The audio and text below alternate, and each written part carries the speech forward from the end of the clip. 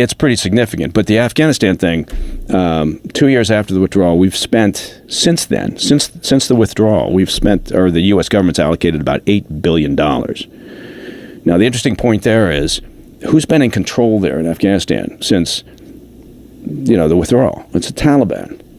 So we have allocated $8 billion to various humanitarian groups, charities, into Afghanistan, and no real controls over whether the vast majority of that money or half of that money or whatever is going to the Taliban. And really? And you can guarantee that it's being siphoned off. How does that work?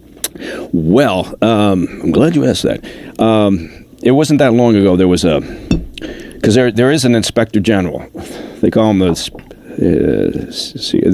special inspector general for Afghanistan Reconstruction, SIGAR, and he testified before Congress. I think much earlier this year. It might have been the January-February timeframe about Afghanistan, and he said, "I cannot sit here and tell the committee or the American taxpayer that we are not funding the Taliban through this money that is being allocated for Afghanistan." Whoa. Oh, okay. there you Unfortunately, as I sit here today, I cannot assure this committee that the American taxpayer or the American taxpayer that we are not currently funding the Taliban. He continued, "Nor can I assure you that the Taliban are not diverting the money we are sending to the intended recipients, which are the poor Afghan people." Wow. Yeah. So think about that. 20 years in Afghanistan.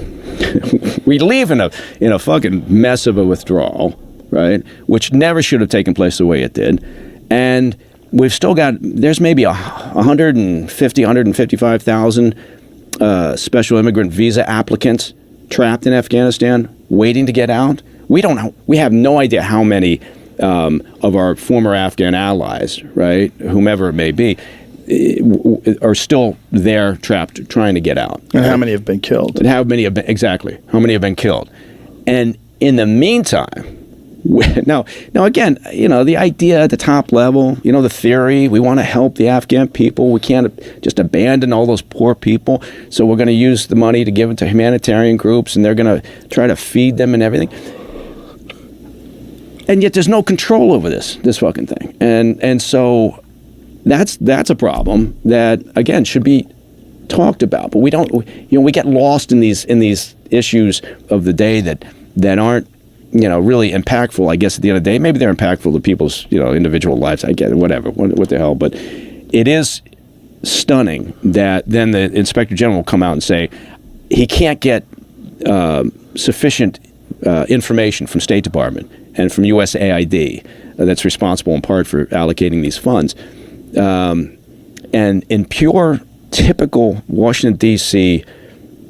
Bullshit, the reason is because the State Department says, well, we withdrew from Afghanistan, so therefore the Inspector General, doesn't have the same job. We're not reconstructing Afghanistan anymore, so we don't have to respond to his request for information.